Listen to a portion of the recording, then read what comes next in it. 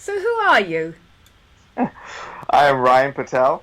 I am a global executive has worked for multiple brands, from more recently from Pinkberry, who was a frozen yogurt company.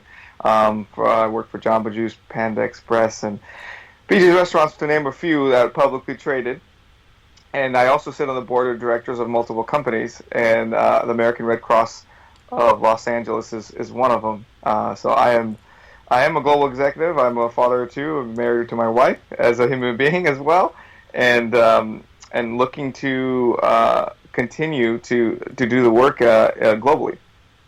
What do you believe in? How do you like to live your life? I say we because I can't take credit for just it's my idea. I think it's my wife and my idea. We'd love to we have a big mission of giving back. Wow, and that means multiple things.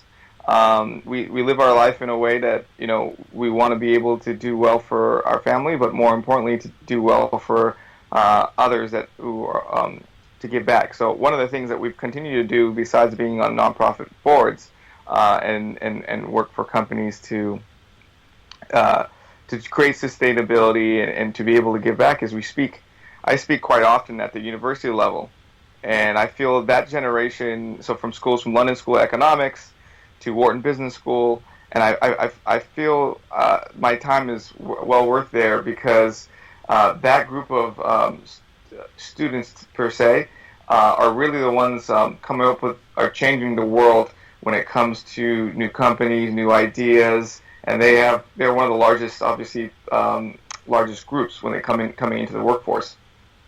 How does that? How is that reflected in the way that within your work you communicate with this target group? Yeah, I've been fortunate to kind of I don't want to say completely understand, but understand how the retail and the consumer trends are affecting business, and that if you cannot connect with your consumer in any demographic, especially this one, since this group has become very social media driven and has changed the way people do business, it can fail. And it can, and if you can't connect them in a genuine way, it can also fail. And because of the way that the world has become so digitally connected, startups can start up from anywhere in the world. Global ideas, trend centers can come from any part, which is a fantastic thing. It's just more people that you're connected to that you have to be and able to address everyone's, as many people's concerns and needs. Could you take us through your recent work with Given and how these issues are reflected there? Yeah, I think this is a great example of entrepreneurs who had this great idea. Again, it is a group who wanted to impact socially. So every bottle of water that you buy, it provides 1 day, clean day of water for somebody in need. And they've partnered with UNICEF and water.org to be able to do this. So there's that clear transparency that the proceeds go to. And so it's one of those brands where in the consumer packaged good market has kind of blown up very quickly in the U.S. and people associate that with the product as it's great water as well when it comes from the taste wise, as it's straight from the mountains. But there is this genuineness that they are going to stay to that. That's their mission, and they're going to stick to that when it comes to the business model. How long ago did Given launch, and can you explain the concept in greater detail, please? Yeah, sure. So it started not too long ago, a few years, but I believe it was about a year and a half, 2 years ago. And the way it started was, this is just my opinion. I compare it like it's kind of like a Fiji, like a Tom's kind of together mix of things. And it started out just selling online, right, on Amazon and with no marketing or branding and really behind it, right? And it started to pick up, and people were kind of attracted to it.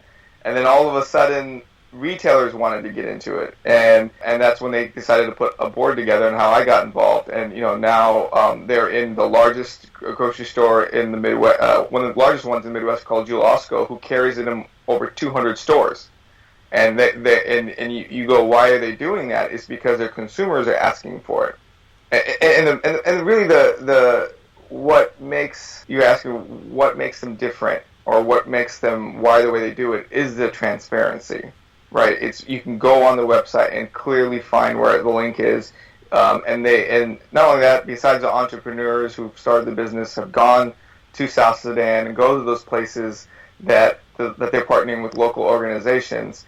It's on every call that I can tell you that I'm on, it's about the mission. Right, I mean, and the mission is to be able to give back. Now, you have to make a little bit of money to sustain the business, as it is. That's probably one of the general concerns for them. But I've never been on a call where they go, well, we're going to stop this so we can make more money. And I think that's what's refreshing about. I think what more brands are going to continue to do in the future, and more companies as a whole, not just in food and retail, that they're going to have to make a decision. Do I take less profit and do good, or do I continue to try to make the most profit and then decide to do it later? So with every purchase of water, someone else in need receives water. How has that been set up from a structural point of view? Well, the structural point, that's why those relationships that they have, the entrepreneurs have, in specifically in Africa, the local organizations and local communities with the chief leaders, I think that's where it ensures it gets to the right person. So we've gone down to that detail. It's not just, hey, here's some money, let's put it in a top organization and go. Those organizations they've partnered with are connected to local communities, to the local leaders, to make sure it gets it to the right people. And there's a plan to launch further products. Yeah, I think the idea, I think they've grown a lot faster than I think they thought. And I think they're learning how to strive in a business perspective, that how to meet that demand and grow appropriately with the water, because it's now obviously on the East Coast coming to the West Coast here in the U.S. and they realize people are drawn to it because the product, but more importantly, it's the mission. So as long as you can stay true to the mission with the product, then it makes sense. You can't just throw out a lot of different products without a lot of thought into it. In terms of your personal involvement in the project, what are your objectives? My objective as a board member, and I think they tell you right away, is to make sure that they stay in true to that mission. Right, protect the brand, grow as being I don't say anything that's involved in scaling and growing is something that I have always had my hands in, businesses worldwide. And my job is not to help them just grow, because I think they're doing that. My job is to make sure that they stay true to that mission and still grow correctly. And sometimes you need someone to remind you not to do that. It's okay not to do that. And there's a different way of doing it. And I think when you get excited and things work so well, you kind of just go with the flow. And I think that's the time that you ask more questions.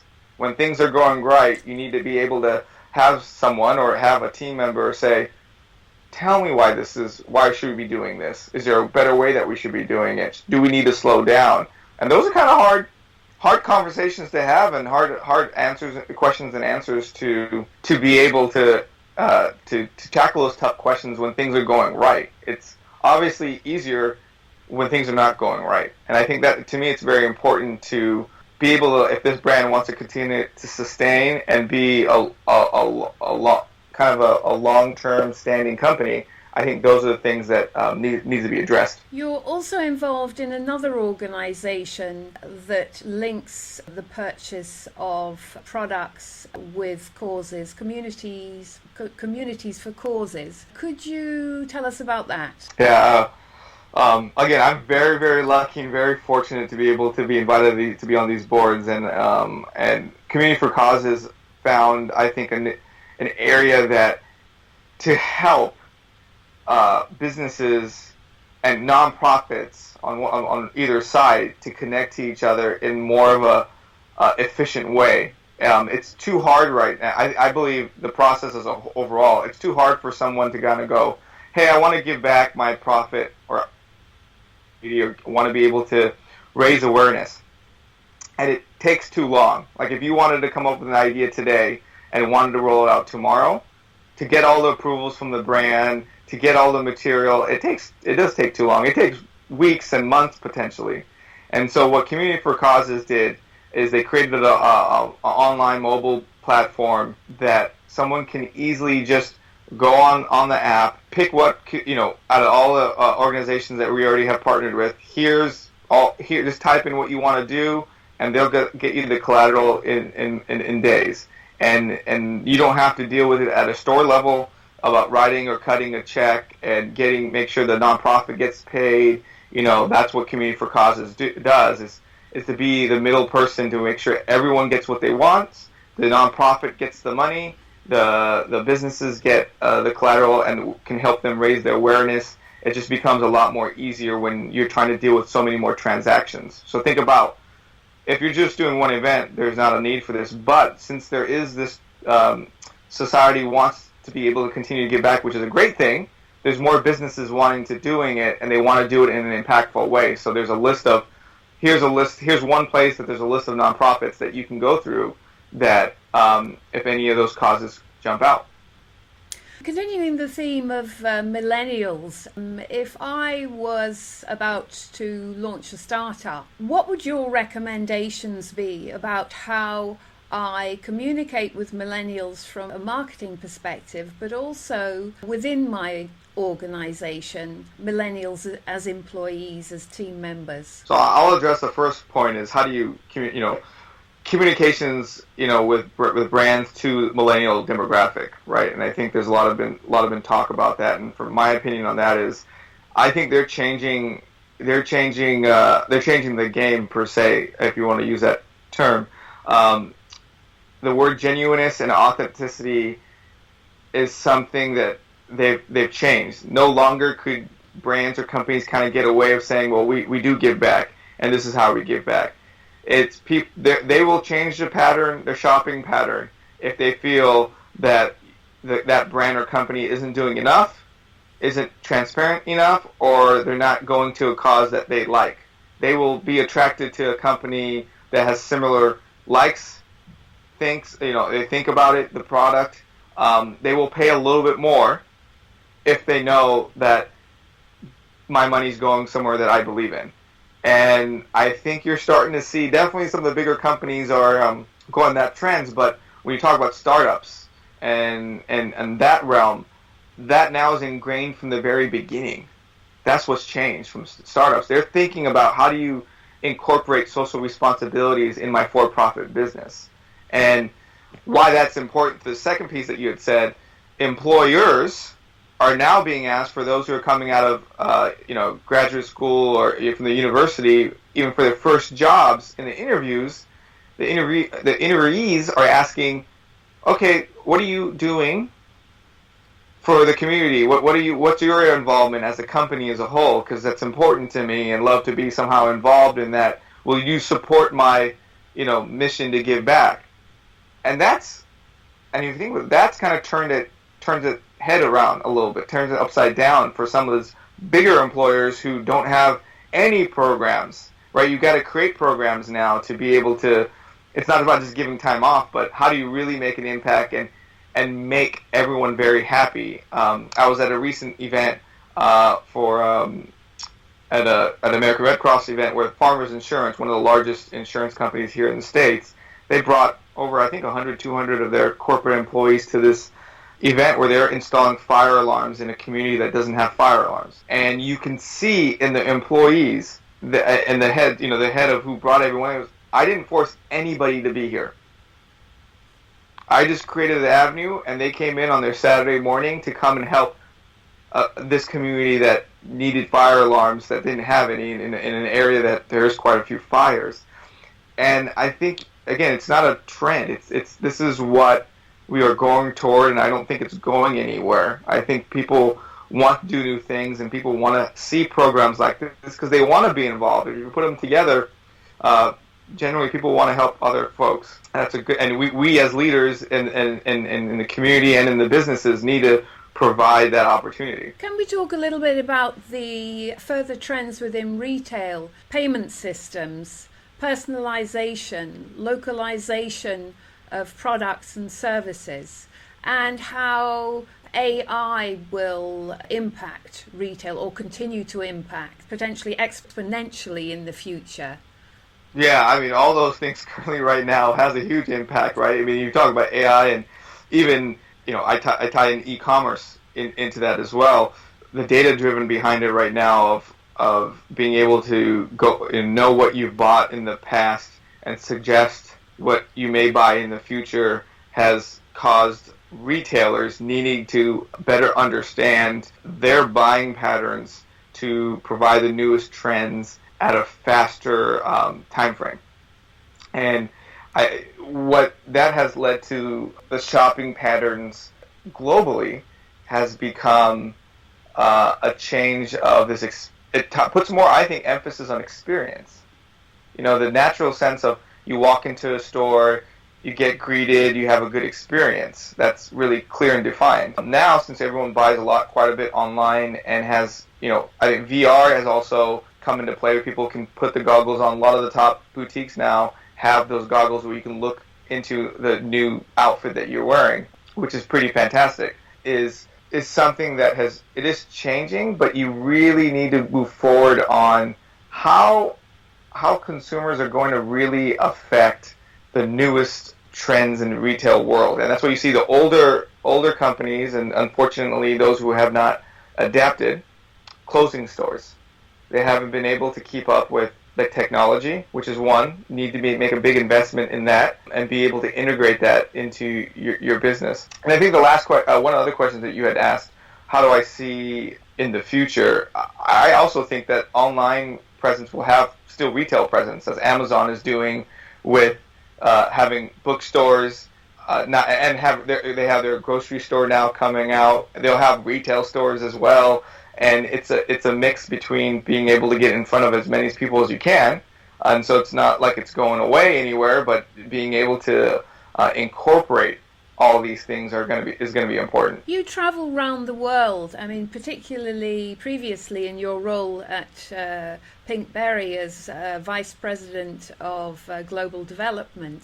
What has been your best retail experience outside your work? Yeah, outside my work, I have to say there's a few places that I use a few stories. And if you don't mind, I'd love to give one story. And there was this, and I consider retail hospitality as well. And I was actually in India at a hotel, 4 to 5 star hotel. I walked in, just got off a long flight from LA, and I had my bags, and I still had the tags from the airport on my bags. So I check in, and I had to cut the tag, and I asked to the employee that was there, hey, can you guys get me some scissors to be able to cut this? And so he goes there and grabs it, and I'm standing to the side of the desk, and he doesn't hand it to me. He puts it right in front of me and puts it on the desk. So, politely, I was like, okay. So I went and grabbed it, cut the tag, and now I have the scissors in my hands. I'm ready to give it back, and he didn't hand it to me, and I don't want to hand it back to him if there was something that I'm not sure, like I just didn't know what to do at that point. So I asked him, why did you not hand this to me? He goes, sir, I didn't want to wish you bad luck. I believe if you hand someone scissors, it is bad luck.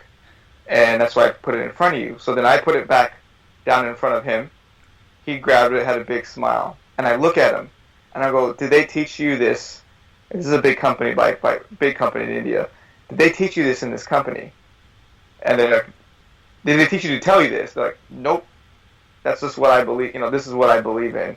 And, and it is something that, to me, is an experience that it's a reminder for when I go build my teams and when I'm speaking, is that you have to empower your people. And that is what the real experience is all about, is to be able to do something, allow someone to be able to make and connect with that consumer. And so to me, that's one of the, I take that, I mean, and I've had quite a few similar experiences like that in Latin America and obviously in the Middle East and obviously in Europe, different ways that people go out of their way and show their individuality about doing and wishing the right way. And I think it always makes you smile when you see someone who can, brighten a day, that really brightened my day when you can see someone really enjoying what they do. You recently were interviewed about the key things that were necessary to put together global teams, and you've just covered one now. Could you take us through the further key things that are necessary to build global teams? Yeah, I think,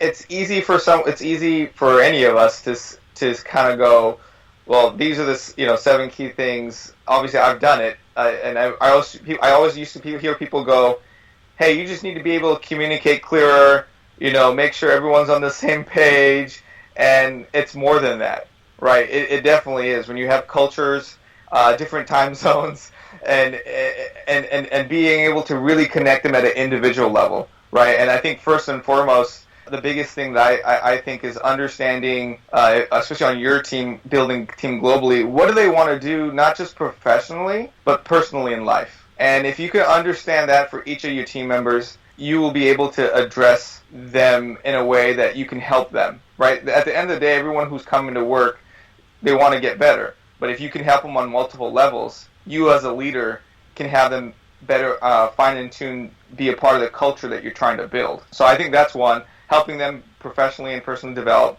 goes into how the team will then self-manage itself. Second, being open about ideas and empowering everybody on the team, even cross departments, that just because they don't touch one, maybe business development doesn't touch marketing and marketing doesn't touch business development, doesn't mean that they don't have ideas. It's your job and the team's job to make sure that you educate each department of what they do so they can be able to be a better asset to each other. It's not that you can't be siloed, especially when you're trying to innovate. You're trying to create local products that is in a different country, and you need to do it in a manner that's really fast. You'll be able to make better decisions that way. And I think the another takeaway that I've learned globally is that you have to build people at the end of the day. I mean, if you think about that, what that means is a lot of different things, what I just mentioned about building people. But you want to create an entrepreneurial mindset, spirit, especially in a global landscape where it's moving, changing very fast. You need to be able to be more open. This is not the time to be more rigid. You do have to protect the brand, but you have to be very open and nimble about doing things a little bit differently. So people have to be agile and human in their behavior to build global teams. Most definitely. Can you tell us a little bit about your human story? I guess I'm still trying to continue to be even more human, right? I mean, at the end of the day, my human story, like I said, I'm very lucky. I'm very fortunate to be able to have the experience to go around the world, be in the top cities, and learn from some of the top minds, entrepreneurs, not just from a business perspective, but being able to live in other cities when I was younger, and being able to take what I learned, specifically in India per se, and see how they learned maybe math differently, and how I was able to come back here in the United States and be able to take that, right? So I'm a first generation here in the U.S., but I feel like that global experience has helped my human experience compared to others to realize how fortunate I am to be able to receive a fantastic education here in the U.S., at the University of California, Berkeley, which I enjoyed my time every day on campus going, wow, I can't believe I'm here. And being able to then get my executive MBA at Palmer School of Business in Irvine, and just saying, I can't forget this feeling, because I know there's a lot of folks that would have wanted to be in my shoes, and I have to take the most, take the opportunity and live it to the fullest. And so, I think for me, I haven't been able to rest, continue to push forward and make as much as an impact that I can personally, which, again, it's very small compared to many others. But my goal is just to try to create the next generation, the mistakes that I've learned, and be able to share that with them so they can make it better.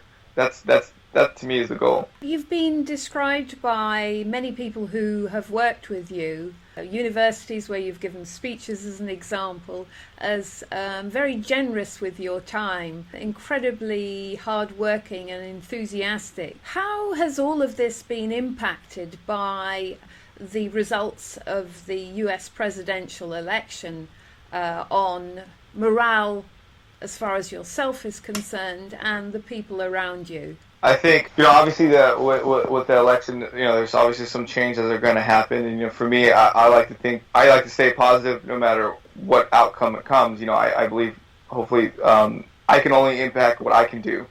And I think if we all can focus on doing great for ourselves and being able to give back, I think it'll work all itself out. And for me, obviously, I don't know what the morale is, but for me, it makes me want to continue to give back. I'm a big believer in gender equality, and I continue to talk about that. And I'm a big believer of, like I said, in all these other communities being very diverse. So I enjoy continuing to doing this and continuing to push this message out for entrepreneurs around the world, because I really believe we're a global community, right? And I think I was as even with news of England, of the exit as well, and even in the Middle East of what's going on with the borders, I think it motivates me even more, because I think it puts more light for us to try to put more positive things to see what else we can make an impact and change. It gives us an opportunity.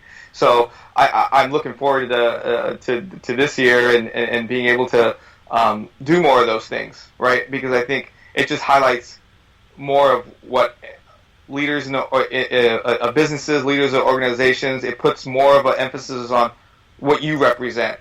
You need to stand out and how you want to make a change into governments and into policy. You spend a great deal of your time jet-setting around the world. You've just been offered a speaking platform in Dubai. Out of everybody in the world, who would you most like to meet, and what question would you like to ask them? Well, if I ever had the opportunity, Andrea, who's the CEO of PepsiCo, she would be one of the ones that I would love to meet in person.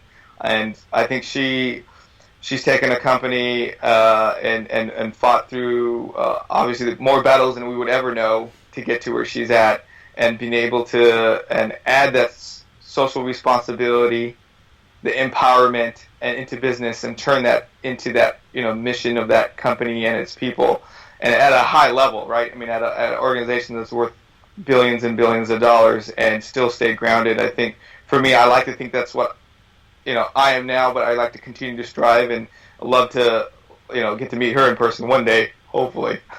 And the question I would ask, I would love to see what her future growth, what their like behind the scenes 5 to 10 year plan is, and how they're going to really change on a social responsibility with the business tie, with an ecosystem, which I think they may get into into startups, and being able to incorporate that in their parent company.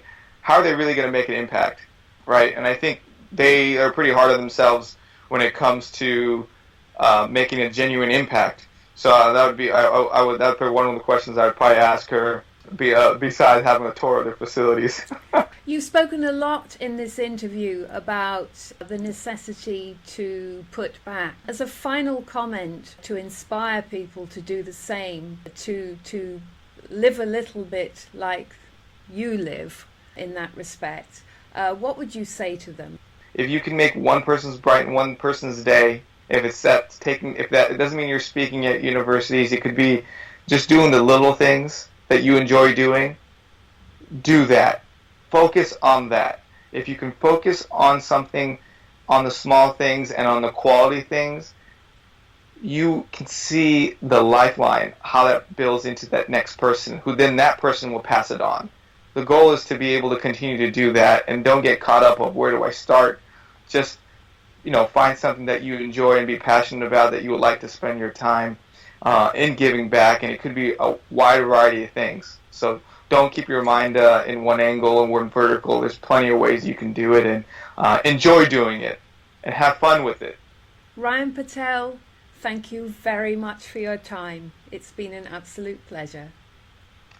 Thank you for having me. It's an honor of being a part of this great program.